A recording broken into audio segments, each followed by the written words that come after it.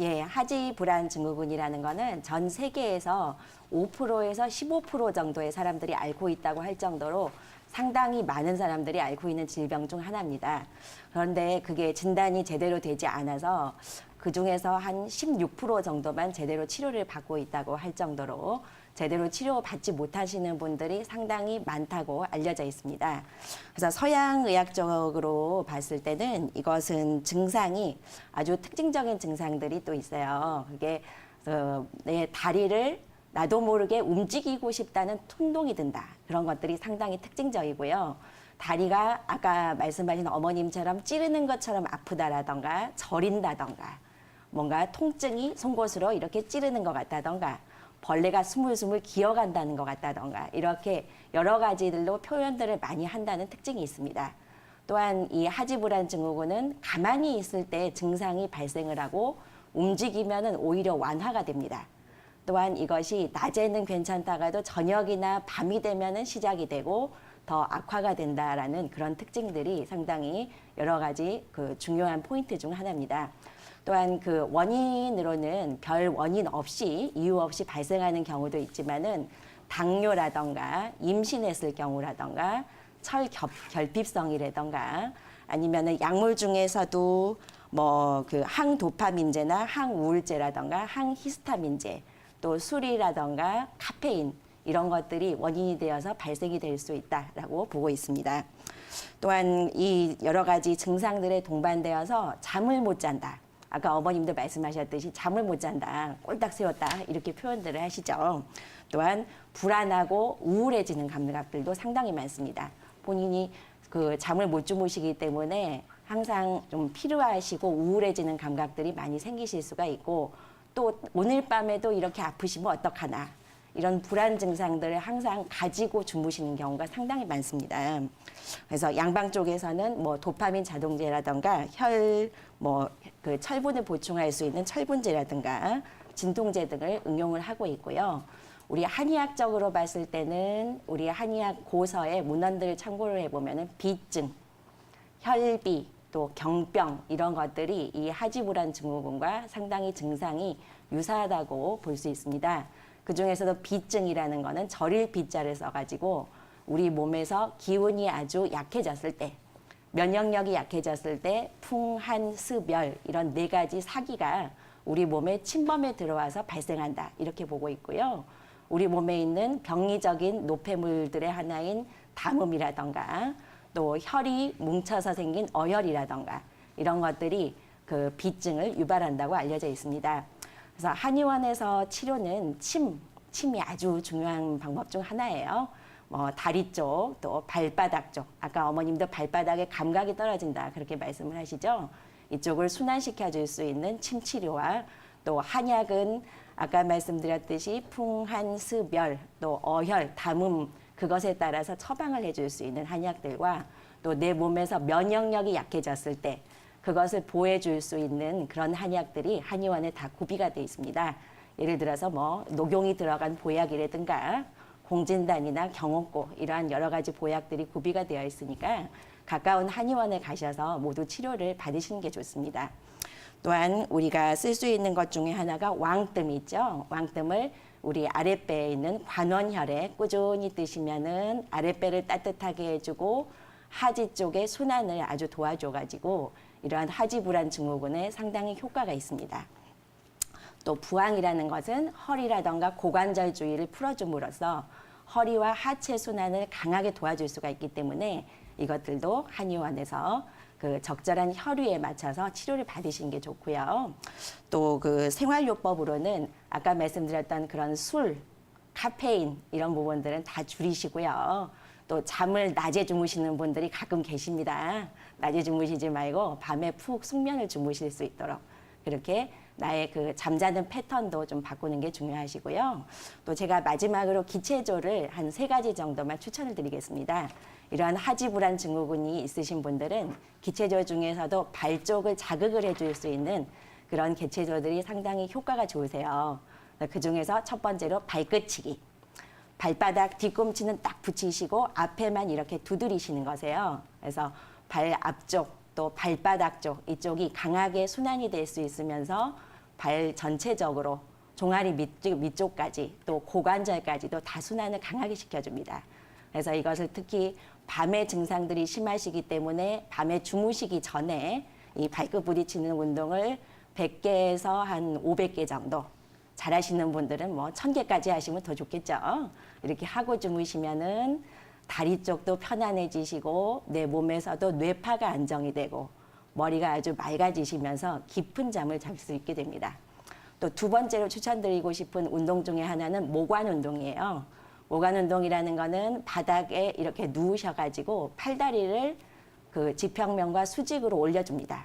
그래서 그 상태에서 이렇게 털어내 주시는 건데 이것도 역시 팔다리 쪽 순환을 강하게 도와줄 수 있기 때문에 추천을 드리고 싶고요.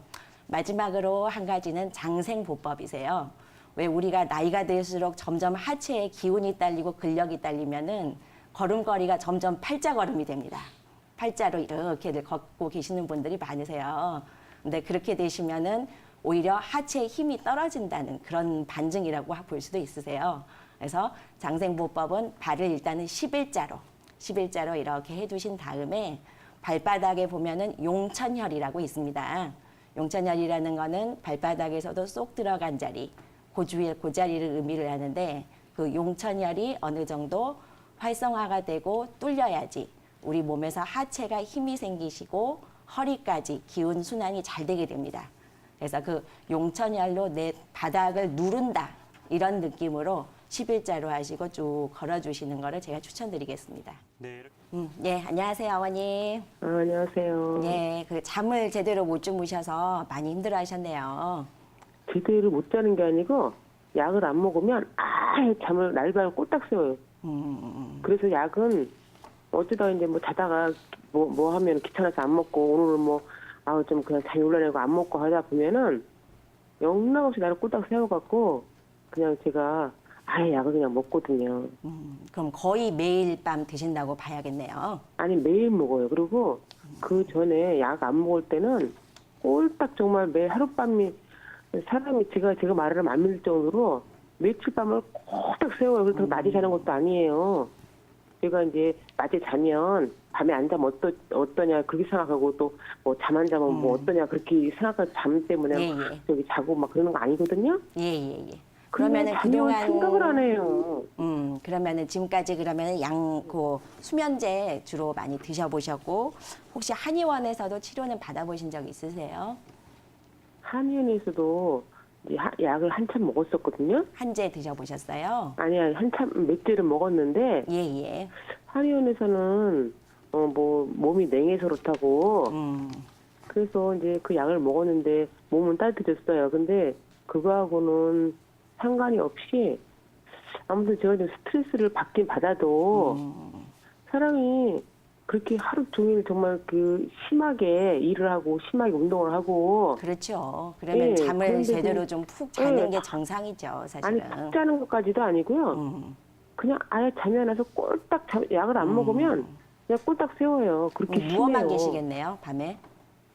누워만 계시겠네요. 잠은 아니 밤에는 그리고 이제 텔레비를 TV를 네, 늦게까지 이제 네. 보게 되고 네.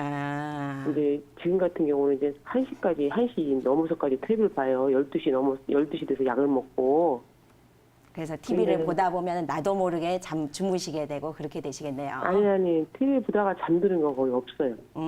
그래서 그냥 이게 1시 넘어서 이제 텔레비 끄고 아니면 요즘 같은 경우는 2시까지 그냥 텔레비 보고 있어요. 그냥 왜냐면 그냥 약을 먹어도 누워도 그만 잠이 안 들으니까 그냥 텔레비 보고 있다가 그래요. 1시 넘어서 끄고 들어가서 자는데 그때도 잠이 잘 안 들 때가 있고 아무튼 약을 안 먹으면 하여튼 꼴딱 세워요. 그게 평소에 어쩌다라는 게 아니라 네, 어머니 혹시 소화는 평소에 소화는 잘 소화가 되시는 편입니까? 네, 잘 돼요. 잘 되고 계시고 대변은 며칠에 한 번씩이나 보세요? 며칠 대변도 하루 걸러서 한 이틀에 한 번 정도씩 보시고요. 네. 뭐 아주 변비처럼 좀 딱딱하게 나온다든가 염소똥처럼 아니, 뚝뚝 이제- 끊어져서 나온다든가 그렇지는 않고요. 아니 그럴 경우도 많이 있었는데 이제 그런 거 제가 이제 야채 섭취도 많이 하고 하니까 어, 또 그런 것도 이제 변도 굵기도 저기 하고. 지금은 많이 제가 좋아졌네요. 다른 소변은 거는 다 어머니 그럼 건강하다고 그래? 소변은 시원하게 잘 소변도 보세요. 시원하게 잘 가요. 잘 보고 그러면은 네. 밤에 새벽녘에 네. 특히 뭐 소변 보려고 몇 번씩 내가 좀 나가야 된다 이런 것도 혹시 있으세요? 네, 그렇지도 않아요. 그렇지도 않고 잘 주무시고 밤에는 자주 안 가시고요. 그러면 입이 쓰다 이런 거 아니야? 입이 바짝 마른다 쓰다. 아니 이제 잠을 못 자면 입이 쓰러지는 않은데 갈증이 근데 날밤을 새우고 나면은 그 다음 날은 막 갈증이 엄청 심해요. 근데 이게 밥맛이 없거나 제가 이제 뭐 스트레스 받고 하면 그렇게 다른 먹는 증상들은 건 크게 그렇게 문제가 그렇고. 없으시네요. 예, 다른 데는 제가 다 건강하거든요. 그런데 잠만 근데 이렇게 잠이 하나 갖고 그것도 근데 아가씨 때부터 이렇게 지금 계속 이러실 예. 정도면은 뭐 특별한 원인이 있는 것도 아니고 그러신데 글쎄 이제 근데 이런 너무 죽겠어요. 뭐 머리가 제가 아프다. 예. 심할 정도 어느 정도면은 아기를 이제 셋을 다 먹였는데 예. 잠이 안 와고 창문에 날이 어떻게 새는지 애를 젖을 빨리면서도 아이고. 그 보고 그러고 임신에서는 잠이 많이 온다 그러잖아요. 그렇죠. 저는 임신에서도 잠이 안 와갖고 아주 그냥 배는 그냥 만삭이었고 고생 많이 하셨네요. 예, 그때 약도 못 먹고 그리고 그 전까지도 그러게 약도 못 수면제 같은 드시고 거는 그때는. 아니 무슨 그렇지요. 불연제라고 제가 안 먹고 그걸 그럼. 쌤을 붙었거든요. 그래서 그때 너무 고생해서 지금 이제 약이 저를 살린다 생각하고 그냥 그 약을 먹어요. 근데 언니 기운이 그러면은 떨어지고, 좀 너무 심할 때는 그 수면제 드시는 게 낫습니다. 아니 수면제라도 그러니까 지금 아예 드셔서 어느 먹어요. 정도 피로가 풀리셔야지. 근데 이제 이게 근본적인 치료가 안 되니까 그래서 이제 그게 답답해서 전화를 하신 거잖아요. 그러면은 뭐 평소에 가슴이 좀 답답하다던가 아프다던가 뭐 두근거린다던가 이런 증상 있으세요? 저는 그랬었어요. 제가 스트레스 받고 하면 예전에는 가슴에 이제 두근거리 그런 게 있었는데 또 제가 성격이 민감하지도 않아요. 뭐 좀 불하다 할 정도로다가 이렇게 누가 스트레스를 줘도 지금 같은 경우는 그냥 제가 제 스스로 그냥 스트레스 안 받으려고 뭐 안 받고 그냥 무시해버리고 그런데도. 하고 그래 근데도 잠을 안 해요. 잠을 뭐 그러니까. 생각을 안 해요. 근데 이제 이게 어느 정도는 근본적으로 치료가 돼야지 항상 이렇게 수면제에만 의존을 할 수는 없어요. 근데 이제 근본 치료가 되려면은 기본적으로 내가 뇌파가 위로 계속 머리 쪽으로만 떠 있다고 봐야 됩니다. 이거는 뇌 파장이 내 뇌 파장들이 다 달라요. 사람들마다. 근데 파장이 위로만 계속 떠 있는 사람들은 이완을 할 수가 없고 잠을 깊게 잘 수가 없어요. 그래서 이런 분들은 뇌파를 안정을 시키고 떨어뜨리는 게 일단은 중요하세요. 근데 뇌파를 안정시켜주는 게 우리가 한의원에 가면은 침이라는 게 뇌파를 안정시켜주고 자율신경 기능을 회복을 시켜주는 게 있어요. 그래서 이 부분하고 한약이라는 거는 몸에서 위로만 올라가는 기운을 내려주고 아래를 보충을 해주는 그런 역할을 합니다. 또한 아까 제가 그 발끝치기 말씀드렸죠? 발끝치기처럼 기운을 밑으로 내려줄 수 있는 그런 체조들이 꼭 필요하실 것 같습니다. 폐 쪽, 이쪽에도 작용을 하여서 진해 거담 작용이 있습니다. 특히 요즘 미세먼지 때문에 한반도가 전국적으로 지금 뭐 큰 문제를 앓고 있죠. 이때에도 사실은 우리가 그 전기를 건강하게 하고 면역력을 보충을 해주면은 이때에도 건강을 잘 지킬 수 있게 됩니다. 그래서 이러한 대추로 차를 끓여 마신다던가 도라지라던가 배라던가 또 녹차라던가 또 우리 해조류 이런 것들을 많이 드시게 되면은 이러한 그 미세먼지에도 건강하게 잘 나실 수 있을 것입니다. 또한 한 가지 기체조를 제가 추천을 하나 드리는 것 중 하나는 우리 몸에서 폐가 흐르고 있는 경락이 있어요. 그게 요 가슴에서부터 손끝까지 엄지 손끝으로 쭉 흘러갑니다. 그래서 이 부위를 중심으로 두드려 주시는 거예요.